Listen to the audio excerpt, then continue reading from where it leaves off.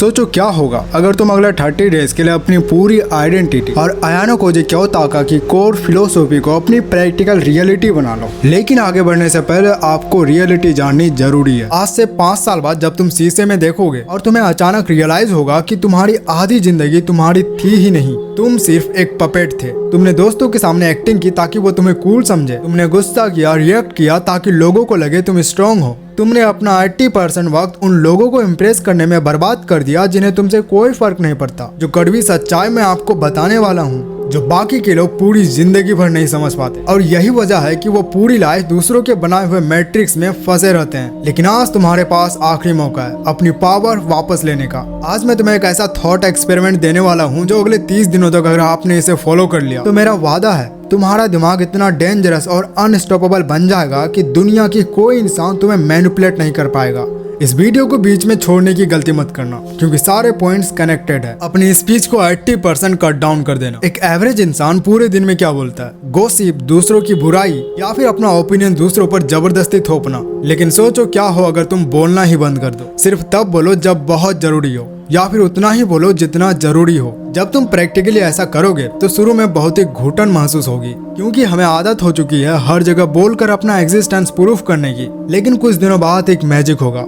तुम्हारी internal energy बचने लगेगी, तुम्हारा मेंटल फोकस बढ़ने लगेगा, और सबसे बड़ी बात, लोग तुम्हारी बातों को ज्यादा सीरियसली लेने लगेंगे क्योंकि उन्हें पता चल जाएगा कि अगर तुमने बोला है तो उस बात में कोई वेट है। अब यहाँ पे तुम्हारे दिमाग में एक बहुत ही वैलिड सवाल आएगा। तुम सोच रहे होगे कि अगर मैं इस तरह चुप रहने लगा, लोगों से कट ऑफ हो गया, तो क्या मुझे सोशल एंजाइटी नहीं हो जाएगी? क्या मैं एक वियर्ड या ऑकवर्ड इंसान नहीं बन जाऊंगा? ये बहुत ही अच्छा सवाल है और इसका जवाब ह्यूमन साइकोलॉजी का सबसे डीप पैराडॉक्स में छुपा हुआ है। ध्यान से समझना, एक इंसान को सोशल एंजाइटी कब होती है? एंजाइटी तब होती है जब हम डर रहे होते हैं, जब तुम चाहते हो कि लोग तुम्हें एक्सेप्ट करें लेकिन वो तुम्हें जज कर रहे होते हैं। एंजाइटी का रूट कॉज है लोग क्या सोचेंगे। लेकिन इस एक्सपेरिमेंट का मकसद लोगों से डरना नहीं है, इसका मकसद है कि लोगों के ओपिनियन से कम्प्लीटली डिटैच हो जाना। आइसोलेशन 2 तरह की होती है। जब तुम इसलिए चुप रहते हो क्योंकि तुम्हें डर लग रहा है तो ये वीकनेस है, ये एंजाइटी है। लेकिन तुम तो बस इसलिए चुप हो क्योंकि तुम्हें इस बात से फर्क ही नहीं पड़ता कि लोग तुम्हारे बारे में क्या सोच रहे हैं। तो ये एब्सोल्यूट पावर है। ये सोशल एंजाइटी नहीं है, ये सुप्रीम कॉन्फिडेंस है। तुम बाहर से शांत जरूर दिखोगे लेकिन अंदर से तुम एकदम फियरलेस होगे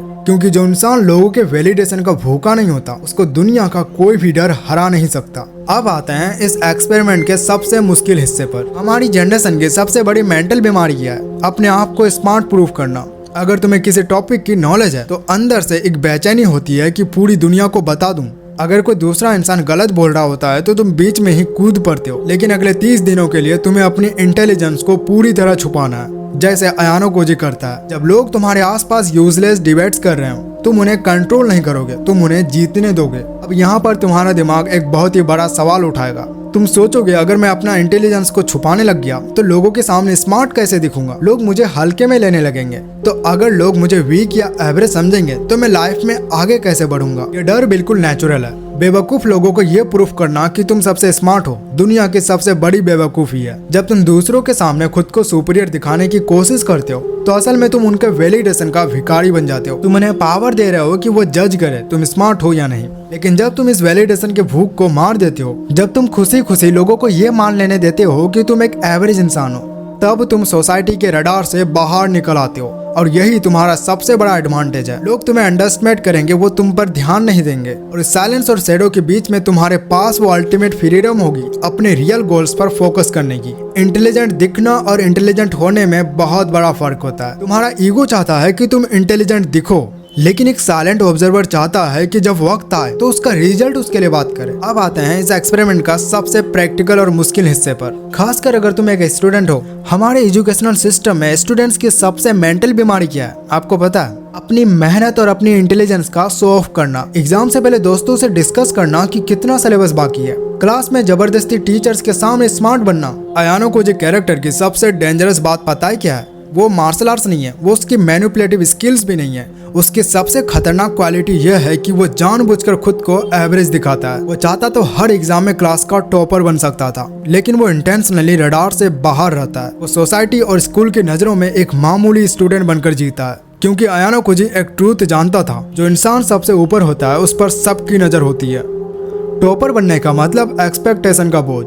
दोस्तों की जेलसी और टीचर्स का प्रेशर। लेकिन जो इंसान शेडोज में होता है उसके पास अल्टीमेट आजादी होती है। लेकिन अगले 30 डेज के लिए तुम्हें अयानो कोजी के इस शेडो प्रोटोकॉल को फॉलो करना है। तुम्हारी इंटेलिजेंस और तुम्हारे स्टडी आवर्स कंप्लीटली सीक्रेट होना चाहिए। अगर तुम रात में 6 घंटे डीप वर्क कर रहे हो तो अगले दिन दोस्तों के सामने ऐसा एक्ट करना जैसे तुमने कुछ पढ़ा ही नहीं है। इस एक्सपेरिमेंट का 4th फेज में आ चुके हैं। हमें लगता है कि हम किसी मूवी के हीरो हैं। हमें लगता है कि जब हम सड़क पर चल रहे होते हैं तो लोग हमें नोटिस कर रहा होता है। अगर हमसे कोई थोड़ी सी भी गलती हो जाए तो पूरी दुनिया हमें जज कर रही है। हम अपनी स्ट्रगल्स, अपनी सैडनेस और अपने एटीट्यूड को बहुत बड़ा बनाकर पेश करते हैं। लेकिन एक कड़वी सच्चाई सुनो, दुनिया में किसी को भी तुम्हारी कोई परवाह नहीं है। हर इंसान अपनी खुद के माइंड मूवी का हीरो बन घूम रहा है। वो अपनी इनसिक्योरिटीज में इतना उलझा हुआ है कि उनके पास तुम्हें देखने का टाइम ही नहीं है। अयानो कोजी जैसे कैरेक्टर्स या एंशिएंट फिलोसफी के सबसे बड़े मास्टर्स इस साइकोलॉजिकल ट्रूथ को जानते थे, इसलिए वो कभी हीरो बनने की कोशिश नहीं करते। अगले 30 डेज के लिए अपने मेन कैरेक्टर बनने के नाटक को मार देना है। हाँ, तुम मेन कैरेक्टर हो लेकिन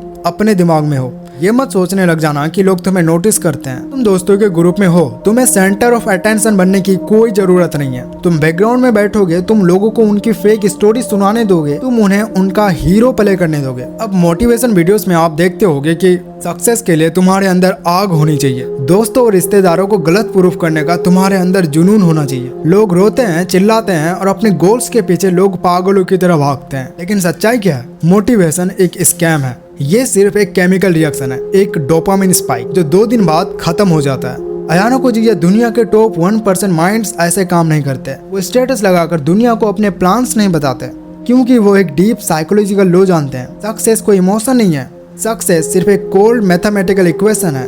तुम सोचोगे अगर मैं कंप्लीटली डिअटैच हो गया, अगर मैं सक्सेस के लिए डेस्परेट ही नहीं रहा, तो मेरे अंदर काम करने के लिए वो ड्राइव कहाँ से आएगी? मैं तो आलसी बन जाऊंगा। ये डाउट हर इंसान को आता है।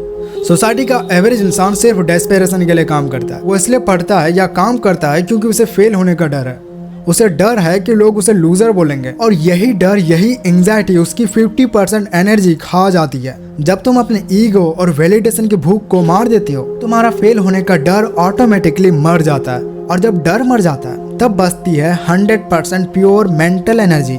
अगले 30 डेज के लिए तुम्हें अपने गोल्स पर एक मशीन की तरह काम करना है, बिना किसी इमोशन के, बिना किसी मोटिवेशन के काम करना है, क्योंकि काम करना जरूरी है। बस कोई तुम्हें तकलीफ दे फर्क नहीं पड़ता, कोई तुम्हें डिमोटिवेट करे फर्क नहीं पड़ता। जब तुम अपने इमोशंस को अपने काम से अलग कर देते हो तो सक्सेस पाना कोई मिरेकल नहीं रहता, वो एक रिजल्ट बन जाता है कि वो तो आनी ही आनी है। अब तुम्हारा दिमाग शांत हो चुका है, लेकिन अभी भी तुम्हारा बॉडी एंजाइटी और डर शो कर रहा है। ज्यादातर लोगों को नोटिस करना, वो बैठे भी रहते हैं तो पैर उनका हिल रहा होता है। वो बार बार अपने बालों पर हाथ फेरते हैं। बात करते वक्त उनकी आंखें नीचे झुकी होती है और उनकी स्पाइन हमेशा आगे की तरफ झुकी रहती है। ये क्या है? ये सिर्फ खराब आदत नहीं है, ये तुम्हारे अंदर चल रही ओवर थिंकिंग और एंजाइटी का फिजिकल प्रूफ है। तुम्हारा नर्वस सिस्टम वीक है और वो अंदर का डर बाहर लीक हो रहा है। अगले 30 डेज के लिए तुम्हें अपने शरीर पर एब्सोल्युटली स्टिलनेस का रूल लगाना है। जब तुम किसी रूम में बैठोगे तो तुम्हारी बॉडी में एक सिंगल अननेसेसरी मूवमेंट नहीं होना चाहिए।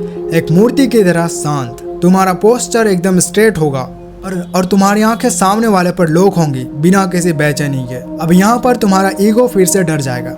अगर मैं इतना शांत और स्ट्रेट बैठूंगा तो लोग मुझे एरोगेंट या वियर्ड समझेंगे। लोग सोचेंगे कि मैं कोई एक्टिंग कर रहा हूँ। हमारा दिमाग आज भी जंगल्स के रूल पर काम करता है। जंगल में जो जानवर सबसे ज्यादा बेचैन होता है वो शिकार बनता है, लेकिन जो सबसे शांत होता है, जो बिना हिले अपने टारगेट को देखता है, वो टॉप पर होता है। जब तुम अपनी बेचैनी को रोक देते हो, जब तुम्हारा पोस्चर सीधा होता है, सामने वाले का सबकॉन्शियस माइंड ऑटोमेटिकली तुम्हें रेस्पेक्ट देने लगता है। लोग तुम्हें एरोगेंट नहीं मानता, उसे तुम्हारी प्रेजेंस फील होती है। इस प्रेजेंस को मेंटेन करने के लिए तुम्हें बैकग्राउंड में अपने शरीर को तोड़ना होगा। दिन में 1 घंटा तुम्हें अकेले में फिजिकल ट्रेनिंग करनी है।